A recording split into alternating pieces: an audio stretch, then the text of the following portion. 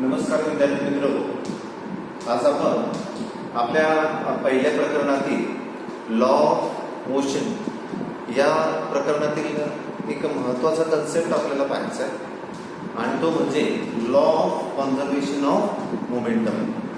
विद्यार्थी मित्र, या अगोदर मास म्हणजे काय, व्हेलॉसिटी म्हणजे काय, ॲक्सेलरेशन म्हणजे काय आणि इनिशियल व्हेलॉसिटी, फायनल व्हेलॉसिटी या सगळ्यांच्या विषयी माहिती आपण घेतलेली आहे.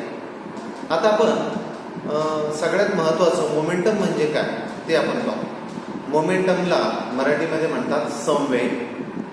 मग संवेग म्हणजे काय ते आपण पाहूया.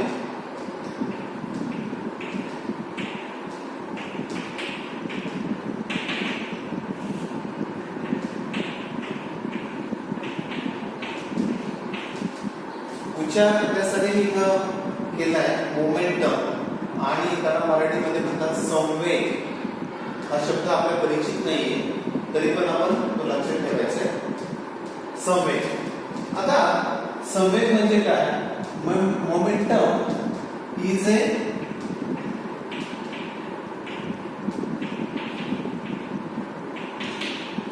अ product of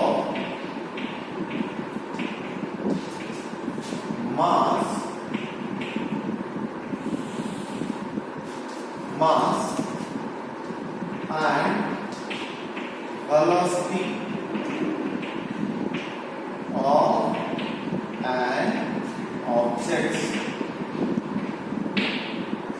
जे पदार्थ आहे त्या पदार्थाच्या वस्तुमानाची आणि वेगाची या दोन्हींचा गुणाकार म्हणजे आहे momentum.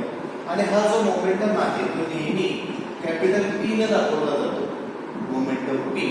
Therefore, P is equal to mass is denoted by small m and velocity is denoted by v. Therefore, momentum is equal to mv. P is equal to mv. That means the momentum is the product of mass and velocity.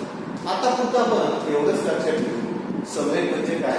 त्या वस्तूने प्राप्त केलेला वेग आणि त्या वस्तूचं वस्तुमान या दोन्हींचा गुणाकार म्हणजे आहे संवेग. लक्षात आलं? आता महत्वाचा कन्सेप्ट आपल्याला पुढे पाहायचा आहे. Law of conservation of momentum.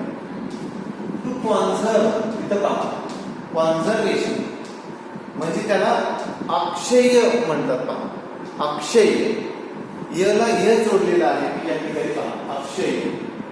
अक्षय म्हणजे कायम राहणे, आहे तसंच राहणे, वाढत पण नाही आणि कमी पण होत नाही, असं अक्षय राहणे त्याला म्हटलेलं आहे अक्षय, कॉन्झर्वेशन.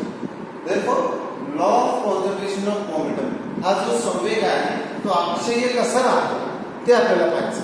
त्यासाठी आपण एक छान उदाहरण घेणार आहोत. पहा, मग त्यासाठी मी इथं दोन वस्तू घेतो.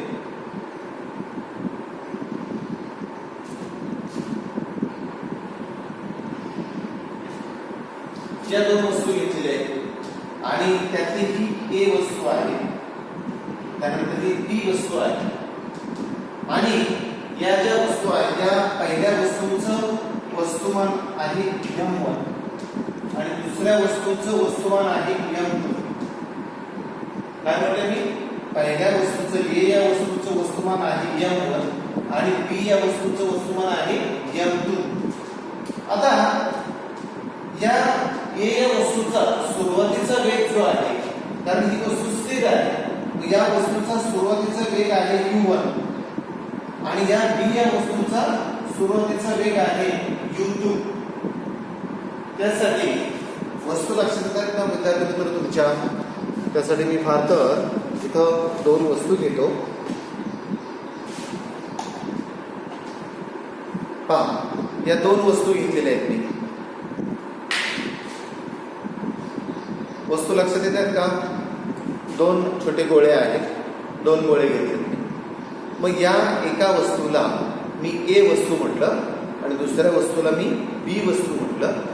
मग या A वस्तूचं वस्तुमान वेगळं असेल, बरोबर, आणि या B या वस्तूचं वस्तुमान वेगळं असेल. मग ही दोन्ही वस्तुमान जर एकच असतील तर मी दोन्हींना एकच नाव दिलं असतं. पण या वस्तूचं वस्तुमान वेगळं आहे, या वस्तूचं वस्तुमान वेगळं आहे. म्हणून मी काय म्हटलं, या वस्तूचं वस्तुमान आहे m1 आणि या वस्तूचं वस्तुमान आहे m2. आता या वस्तू मी अशा धरलेल्या आहेत. मग या ए या वस्तूचा, या उजव्या हातामध्ये असणाऱ्या माझ्या ए या वस्तूचा सुरुवातीचा वेग जो आहे, किंवा या सुरुवातीचा वस्तूचा वेग किती असेल, या ए या वस्तूचा तो आहे u1 आणि या वस्तूचा आहे u2. लक्षात येतोय का? या वस्तूचा, ए वस्तूचा u1, बी वस्तूचा u2. मग आता पहा, initial momentum of object A, initial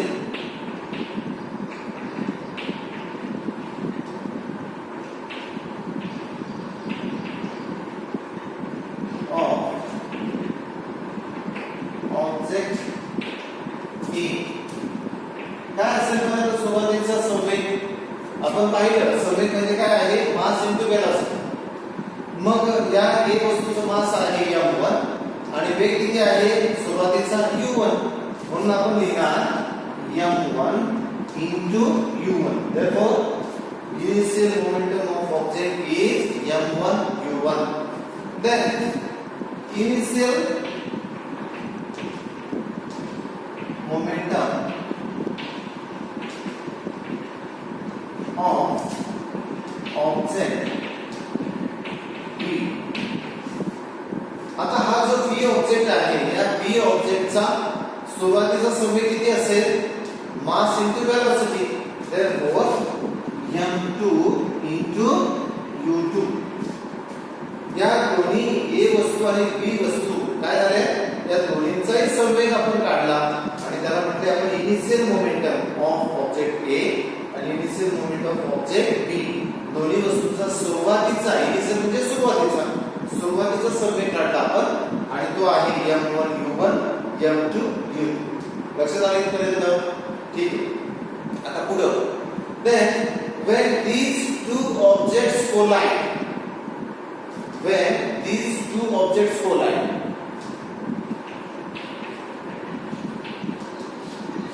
collision म्हणजे काय? धडकणे. कोलिजन म्हणजे धडकणे. म्हणजे काय होतील पहा, हे ऑब्जेक्ट दोन्ही काय होतील? एकमेकांना धडकतील. आता पहा, हा ए ऑब्जेक्ट आहे, हा बी ऑब्जेक्ट आहे, तो काय, हे एकमेकांना काय होणार आहे? धडकणार. बरोबर? काय होईल बरं धडकल्यानंतर? हा जो ए ऑब्जेक्ट आहे बी वर फोर्स अप्लाय करेल आणि बी ऑब्जेक्ट जो आहे तो ए वर फोर्स अप्लाय करेल. राईट? लक्षात आहे ना? ए ऑब्जेक्ट बी वर फोर्स अप्लाय करेल आणि बी ऑब्जेक्ट ए वर फोर्स अप्लाय करेल. मग force apply on object A, force apply on object A by B म्हणजे ए या ऑब्जेक्टवर प्रयुक्त होणारा बल, पण ते कोणी प्रयुक्त केले? बी न प्रयुक्त केलेलं आहे आणि हे जे बल आहे ते आहे F1. ते आहे F1. पहा, म्हणजे हा जो ए ऑब्जेक्ट आहे, या ए ऑब्जेक्टवर बी न बल प्रयुक्त केलेला आहे, फोर्स अप्लाय केलेला आहे आणि तो आहे F1 एवढा बल लावलेला आहे, F1 एवढा फोर्स प्रयुक्त केलेला आहे. ठीक आहे. आता जेव्हा बी या ए वर फोर्स अप्लाय करेल तेव्हा ए सुद्धा काय करणार आहे? या बी वर फोर्स अप्लाय करणार आहे आणि मग तो जो फोर्स आहे तो आहे F2. तो फोर्स आहे F2. therefore force applied on object B by A is equal to F2. is equal to F2. म्हणजे या B वर होणारं जे प्रयुक्त होणारं बल जे आहे ते असणारे F2 हे न प्रयुक्त केलेलं.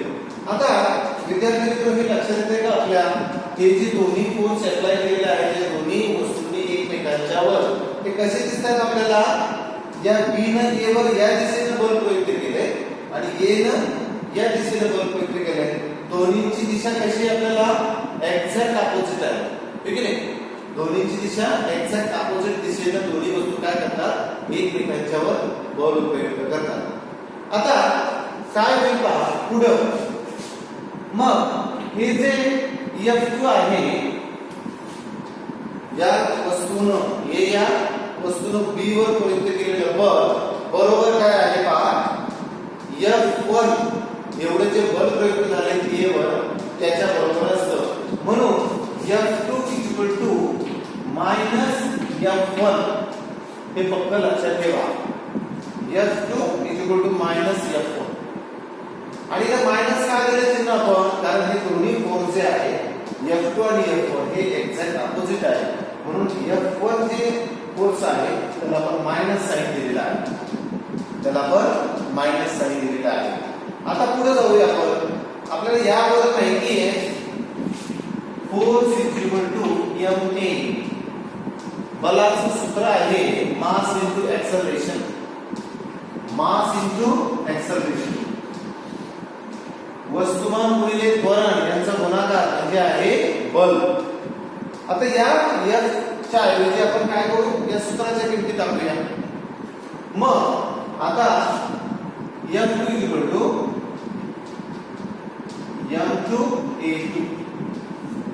m2 a2. आता तुम्ही मला हा 2 कुठून आला, तर हा फोर्स 2 आहे म्हणून 2 घेतला आपण.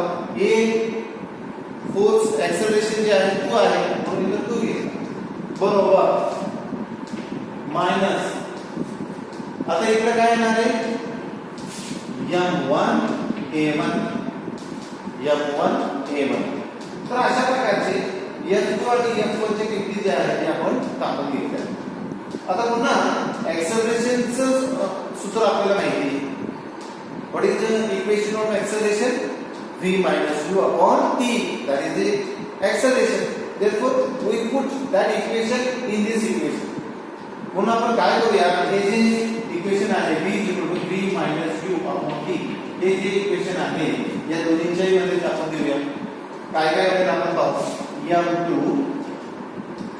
आता याच्या a2 च्या ऐवजी आपल्याला लिहायचे ते, मग इथं काय काय येणार आहे, इथं 2 येणार आहे, 2 इथं येणार आहे.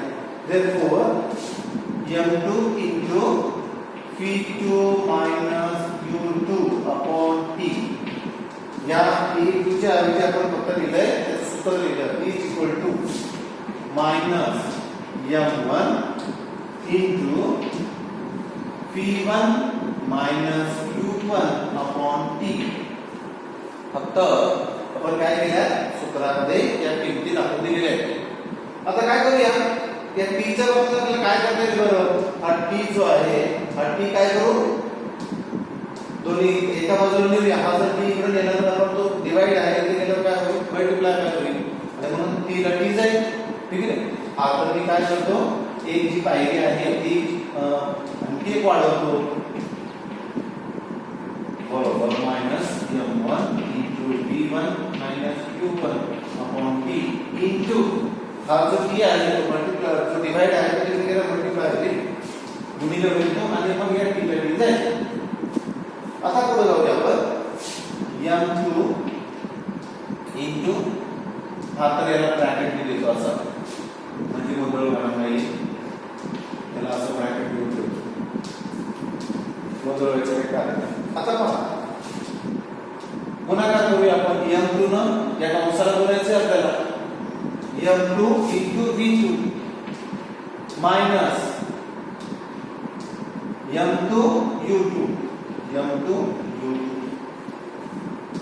कंस कसं सोडून लक्षात येते, कंसाच्या बाहेरच्या पदाला कंसातील प्रत्येक पदाला बोलायचे म्हणून m2 न u2 ला बोललं आणि m2 न u2 ला बोललं म्हणून कंस सोडलं आपल्याला असं. पुढे जाऊया. आता या मायनस m1 न बोलायचे कंसातील प्रत्येक पदाला minus m1 into v1 is equal to minus m1 v1. पुढे जाऊया. Minus m1 into minus u1, minus minus multiplication काय होणार आहे, प्लस होणार आहे. therefore plus m1 u1. कंस कसं सोडून लक्षात आले सगळ्यांच्या. तर अशा प्रकारे हा आपला कंस सोडून होईल. पुढे जाऊया.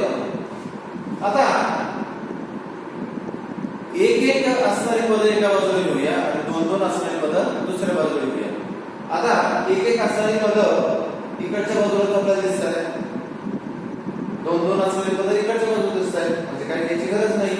पण सुरुवातीचा वेग आणि नंतरचा वेग हा आपण एका बाजूला घेऊ. आता म्हणजे काय, v जो आहे v च्या व्हॅल्यू एका बाजूला, u च्या व्हॅल्यू एका बाजूला असे घेऊ. मग आता काय होईल पहा, m1 m2 v2 एका बाजूला ठेवला तर इकडचा जो m2 u2 आहे तो उजव्या बाजूला न्यायचा आपल्याला, हा मायनस आहे तिकडे गेला प्लस होईल, आणि v ची व्हॅल्यू इकडे ती मायनस आहे, इकडे काय होणार आहे प्लस होणार आहे. म्हणून ही व्हॅल्यू इकडे आली तर काय होणार आहे, मी एक पायरी वाढवतो पाहिला असेल तर बाजू एक पायरी वाढवतो काय असेल मायनस, पहिली डावी बाजू आहे तशी ठेवतो m2 u2, डावी बाजू आहे तशी खाली घेतो. आता एकच पद्धतीने डावी टाकतो, हे मायनस आहे ते होणार आहे plus m1 p1 is equal to उजव्या बाजूला काय राहिला आता m1 u1 राहिला. आता इकडच्या बाजूला फक्त u राहिला एकच, इकडच्या बाजूला u आहे तो तिकडे नेऊ, इकडे कसं आहे तो मायनस आहे तिकडे काय होणार आहे प्लस होणार आहे. मग बाकीची पद काय राहणार, m2 p2 plus m1 p1 is equal to m1 u1 plus m2 u2. लक्षात आलं सगळ्यांच्या पद्धत कशी आली. आता आपल्या सोयीसाठी हा सुरुवातीचा वेग आहे म्हणून त्याला डाव्या बाजूला घेतो आणि नंतरचा वेग उजव्या बाजूला घेतो.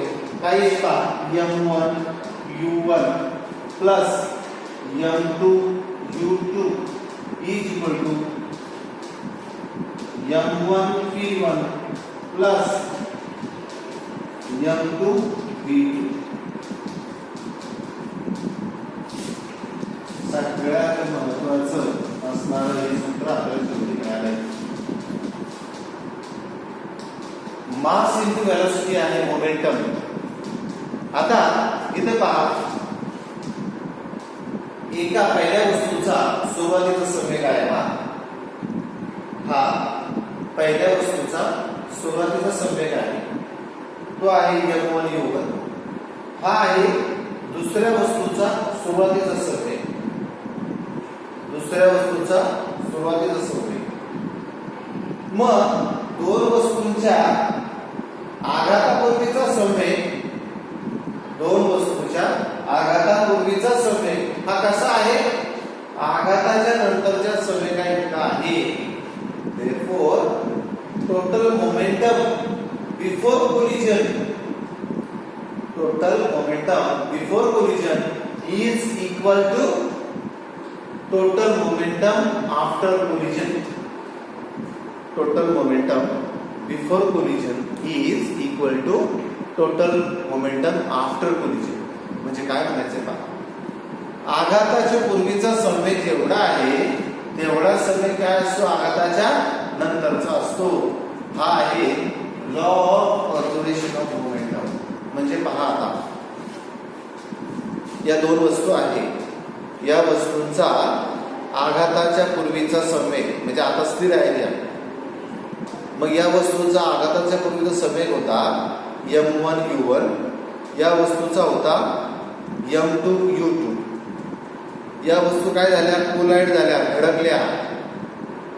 धडकल्यानंतर काय झालं, धडकल्यानंतरचा संवेग बदलणार आहे, त्यांचा वेग बदलला की नाही, वस्तुमान सारखंच आहे पण वेग बदलला. ही ए वस्तू काय होणार आहे, या ए वस्तूमध्ये v1 एवढा वेग प्राप्त होणार आहे आणि या v2 या बी वस्तूमध्ये v2 एवढा वेग प्राप्त होणार आहे. मग आघाताच्या नंतरचा संवेग काय असेल, तर मी इथे लिहितो final momentum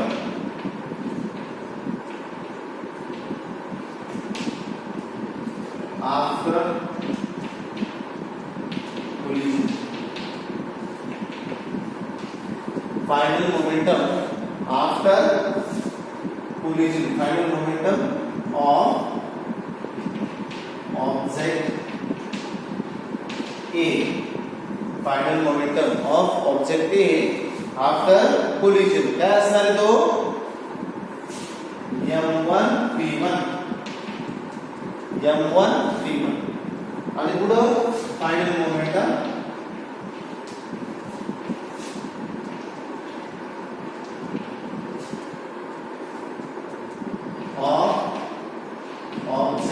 A, object B after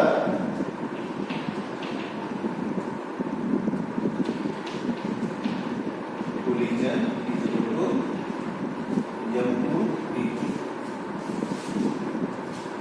momentum जो आहे तो सुरुवातीचा संवेग हा इथं आपण दिला होता. हा सुरुवातीचा संवेग पहिल्या वस्तूचा, दुसऱ्या वस्तूचा सुरुवातीचा संवेग लिहिला. धडक झाल्यानंतर त्यांचा संवेग जो आहे तो M1 P1 पहिल्या वस्तूचा, दुसऱ्या वस्तूचा आहे M2 P2. आणि मग आपल्याला या सूत्रामुळे काय मिळालं, या दोन्ही वस्तूंचा सुरुवातीचा संवेग जो आहे हा सुरुवातीचा संवेग आहे दोन्ही वस्तूंचा M1 U1 M2 P2 बरोबर. या दोन वस्तूंचा सुरुवातीचा संवेग हा कसा आहे, नंतरच्या संवेग इतका आहे बरोबर ना. नंतरच्या वस्तूंच्या संवेग इतका आहे. इतका आहे केव्हा म्हटलं आपण, जेव्हा इथं बरोबर चिन्ह आहे, म्हणजे डावीकडचा संवेग आणि उजवीकडचा संवेग हा सारखा आहे, अक्षयी आहे, म्हणून याला म्हणतात law of conservation of momentum. लक्षात आलं. म्हणजे या दोन्ही वस्तूंचा आघातापूर्वीचा संवेग आणि आघातानंतरचा संवेग हा सारखा असतो. हा आहे law of conservation of momentum. ठीक आहे, समजलं सगळ्यांना.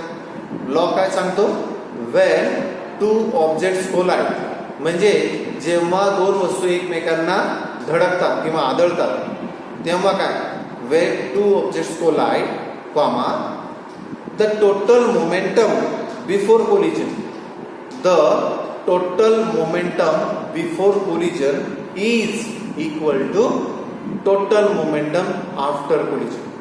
इथे सोपा आहे पहा. Law of conservation of momentum पाठ करून ठेवायचे विद्यार्थी मित्र. Law of conservation of momentum पाठ करून ठेवायचा आहे.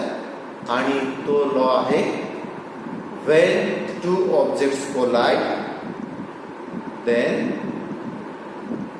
total momentum in before collision, total momentum before collision is equal to म्हणजे जर दोन वस्तू एकमेकांना धडकत असतील तर त्यांचा आघातापूर्वीचा संवेग हा आघाताच्या नंतरचा संवेग इतका असतो. किती सोपं आहे पहा.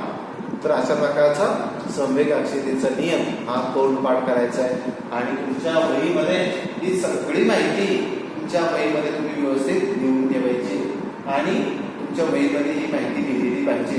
याच्यानुसार आपण याच्यावर आधारित असलेली उदाहरणं आहे, ती उदाहरण आपण नंतरच्या तासामध्ये आपण पाहणार आहोत. ठीक आहे, ओके.